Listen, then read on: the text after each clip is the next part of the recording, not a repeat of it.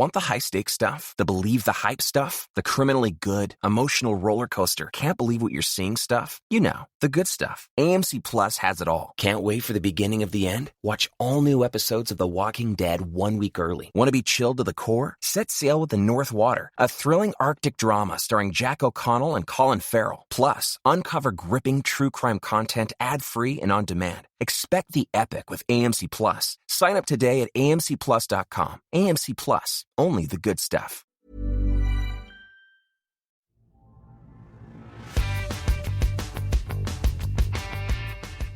Hello and welcome to PediaPod for September 2021. This month, the role of inhibitory receptors in the pathogenesis of oligoarticular juvenile idiopathic arthritis.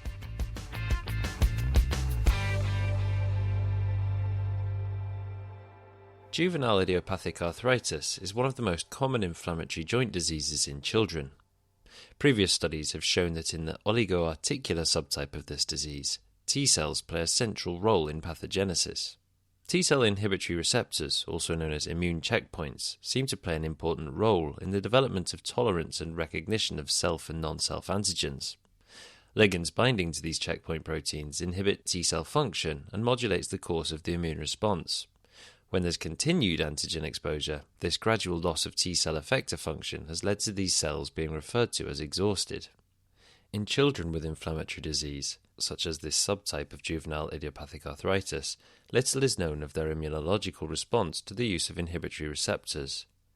In this episode, we meet Erdal Sag, a pediatric rheumatologist at Ankara Training and Research Hospital, Turkey. He and his team designed an ex vivo disease model to examine the effects of different co-inhibitory receptors on the pathogenesis of oligoarticular juvenile idiopathic arthritis. Erdal started off by telling me about his career in pediatric rheumatology and how it started in Turkey. Hi, I'm Erdal Sag from Turkey. I had my medical education at Hacettepe University, which is in Ankara, in the capital city of Turkey. When I was doing my pediatric residency, I started to study pediatric rheumatology with the guidance of Professor Cesar Yüzel. I visited the University College London, Dr. Lucy Weatherbull's lab during my pediatric residency, and I visited the Leurens lab in Denmark, Aarhus, where I did all my researches in the recent paper. Do you have much personal experience in Turkey with juvenile idiopathic arthritis? Do you see this a lot? Juvenile idiopathic arthritis is the most common inflammatory arthritis in childhood. It accounts nearly half of our daily clinic in Turkey. It is not that much severe disease, but if you do not give treatment, may cause the child becomes more restricted or with chronic pain. So it's our primary goal to decrease the burden of the disease, of course, and to improve the child's health. Juvenile idiopathic arthritis, especially the oligoarticular subtype, is an autoimmune disease.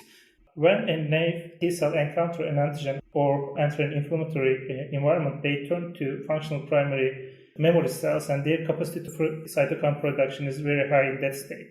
However, if the antigen presentation or the inflammation becomes chronic, these cells begin to run out, and the checkpoint proteins works just here. They make the T cells exhausted. In 2018, two scientists won the Nobel Prize. They blocked these exhaustion step and make these T cells become non-exhausted and make them again proliferative. So they start to fight with the cancer cells again. But with these treatments, they've seen that there are a lot of autoimmune side effects. That's the point we start to think about the pathogenetic mechanisms of these proteins in the autoinflammatory or autoimmune diseases, because there should be a link in between cancer and autoimmune diseases. And so tell me about the current study. How did this come about? When I started my rheumatology fellowship, I have seen a lot of juvenile idiopathic arthritis patients. And in the oligoarticular subtype, we usually drain the inflamed synovial fluid from the joints and used to throw them away. But I decided to compare the synovial fluid with the peripheral blood of the same child to decide what happens in this microenvironment. So I started to collect synovial fluid, and at some point I get in touch with Professor Ben Deloran. He is working on the synovial fluid in the adult patients also. So we discussed with him and we were trying to find a new pathway, a new molecule. We performed a new ex vivo arthritis model because the current models in the rheumatology field usually mimics the adult rheumatoid arthritis, but it is pretty much different from the childhood disease. The first thing we have done is to show that our model is working, and thankfully it worked. So you looked at the plasma and the synovial fluids from your patients, didn't you? Where did you see most activity, first of all, of the checkpoint analogues, the inhibitory receptors? The joint, the inflamed joint, is the major site of the inflammation. We do not see that much inflammation in the peripheral blood, but when we compared the cells and the cytokines in the synovial fluid, we have seen a great increase. So we thought that these cells goes to exhaustion phase because there's a chronic inflammation in there.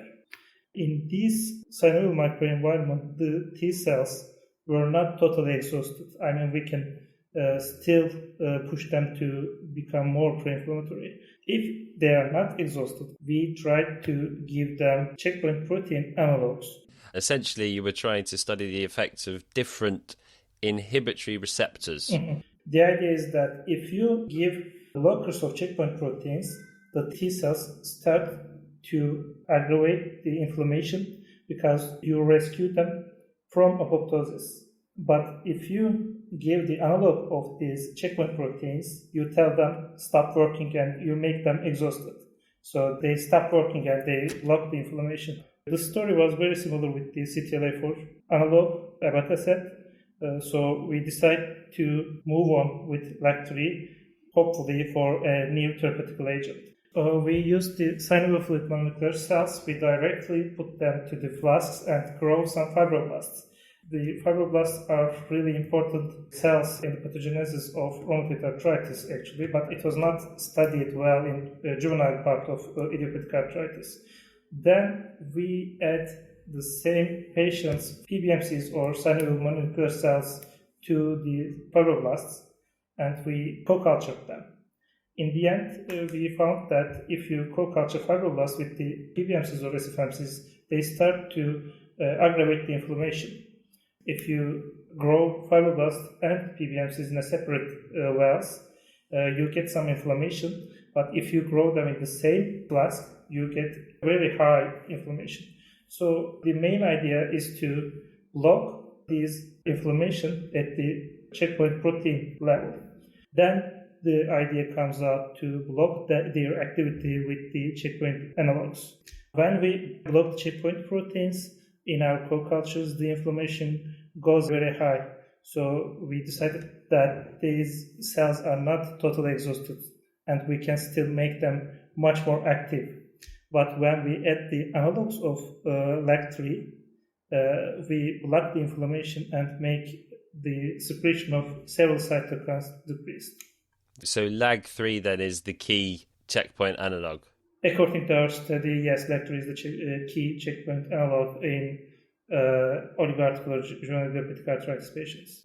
What does that mean then about the potential for using LAG3 as a therapeutic target? If you give LAG3 analog to fibroblast plus T cells, we have seen that we are blocking the inflammation because we hypothesize that we make T cells exhausted. We make them going to the apoptosis or the exhausted phase of the T cells. So in the end, the inflammation goes away.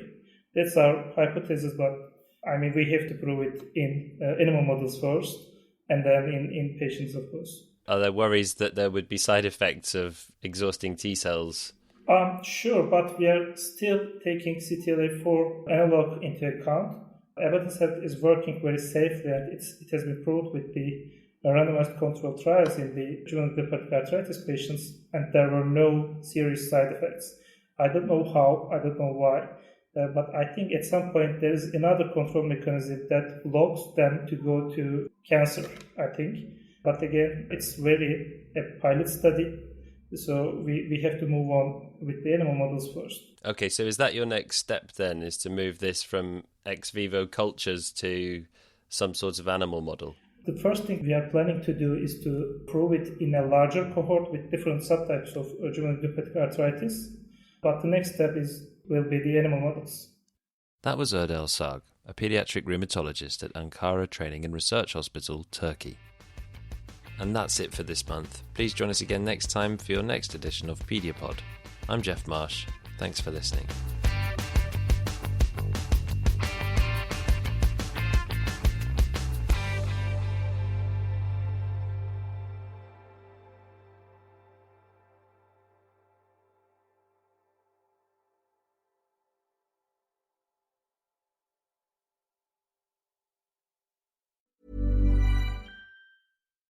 Acast recommends more podcasts, more episodes, more great shows.